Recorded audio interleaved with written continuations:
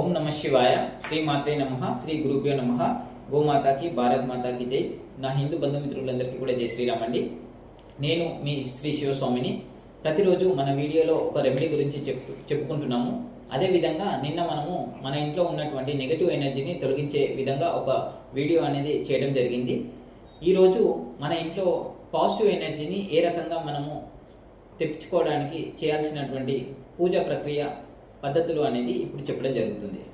ప్రతిరోజు రాత్రి అందరూ ఇంట్లో వాళ్ళు భోజనం చేసిన తర్వాత మన సింక్లో ఉన్నటువంటి ఎంగిలి పళ్ళాలు గిన్నెలు ఏవైతే ఉంటాయో వాటిని అదే విధంగా వదిలేయకుండా అదే రోజు రాత్రికి భోజనం చేసిన తర్వాత సింక్లో ఎంగిలి పళ్ళాలన్నీ కూడా కడిగేసి వంటగది బండను శుభ్రం చేసి వంట స్టవ్ను శుభ్రం చేసి పెట్టుకొని మరుసటి రోజు ఉదయం సూర్యోదయం కంటే ముందు లేచి కాలకృత్యాలు తీర్చుకున్న తర్వాత స్నానం చేసుకొని ఇల్లును శుద్ధి చేసుకున్న తర్వాత మళ్ళీ ఇల్లు శుద్ధి కంప్లీట్ అయిన తర్వాత ఒక చిటికెడు పసుపు తీసుకొని మంచినీళ్ళలో వేసుకొని మళ్ళీ ముఖం కాలు చేతులు కడుక్కొని మన ఒంటి మీద ఉన్నటువంటి బట్టలు మార్చుకొని ఆ తర్వాత మీరు వంటగదిలోకి వెళ్ళి వంట స్టవ్ దగ్గర మీరు వంట మొదలు పెడతారా, లేకుంటే పూజ గదిలోకి వెళ్ళి పూజ చేసుకుంటారా, మీకు అనుకూలంగా మీరు ఏదైనా చేసుకోవచ్చు.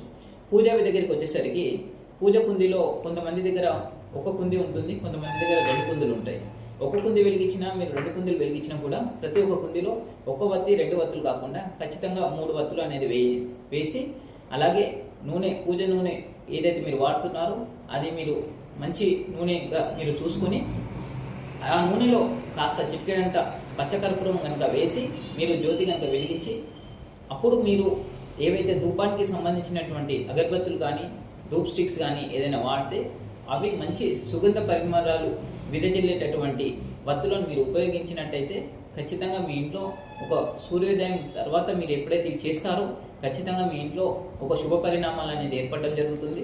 ఖచ్చితంగా దేవుడు మీ చేస్తున్నటువంటి పూజా ఫలితాన్ని మీకు ఖచ్చితంగా చూపించడం జరుగుతుంది. అలాగే ఉదయం చేసిన తర్వాత సాయంకాలం కొద్దిమందికి వీలవుతుంది, కొద్దిమందికి వీలవ్వదు.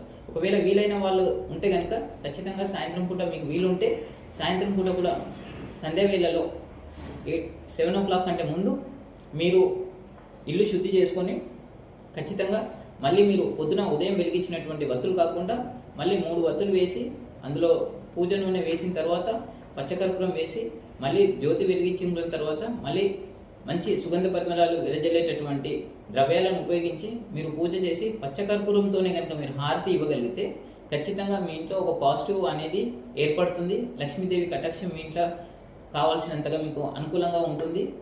ఆ దేవుని ఆశీస్సులు ఎల్లవేళలా మీకు మీ కుటుంబం పట్ల మంచి పరిణామాలు చూపించడం జరుగుతుంది. ఈరోజు మన సంస్థ నుంచి మీకు ఒక పాజిటివ్ ఎనర్జీకి కావాల్సినటువంటి చిన్న పరిహారం చెప్పడం జరిగింది. ఓం నమ శివాయ.